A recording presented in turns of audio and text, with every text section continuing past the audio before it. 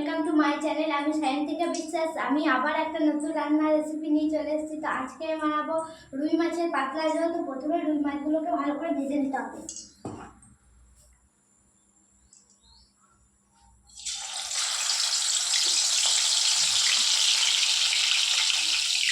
এগুলো ভালো করে কড়া কড়া করে সবকে ভেজে নেবো। রুই মাছগুলো ভালো করে ভেজে নেবো।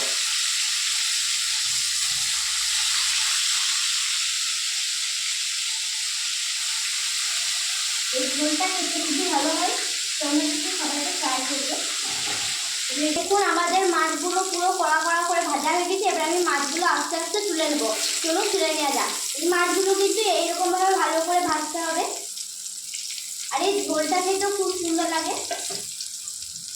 এই মাছগুলো ভালো করে তুলে নেব।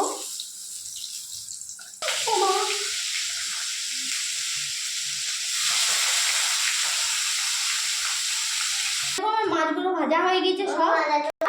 গোটা টমেটো কুচো দিয়ে দেবো। ভালো করে নাড়তে থাকবো।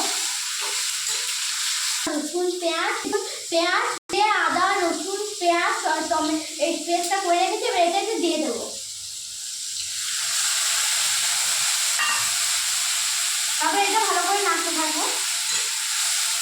যতক্ষণ না ভাজা হবে ততক্ষণ এটা নাড়তে থাকবো। এবারে এতে পরিমাণ মতো হলুদ গুঁড়ো দিয়ে দেবো।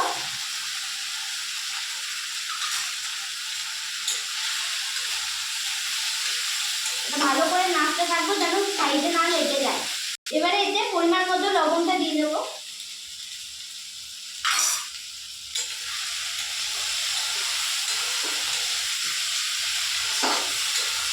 এটা থেকে খুব সুন্দর সেন্ট বেরোচ্ছে। এবারে এতে মাছের ঝোলের মশলা পরিমাণ মতো দিয়ে দেবো।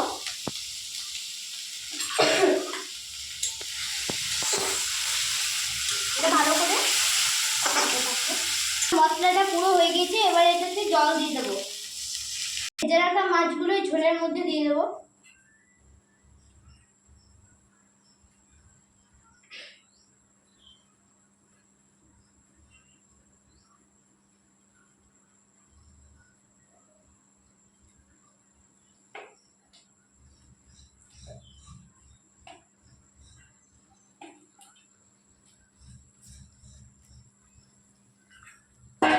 দেখুন বন্ধুরা, কালারটা কত সুন্দর এসেছে। পুরো কালারটা লাল হয়ে এসেছে।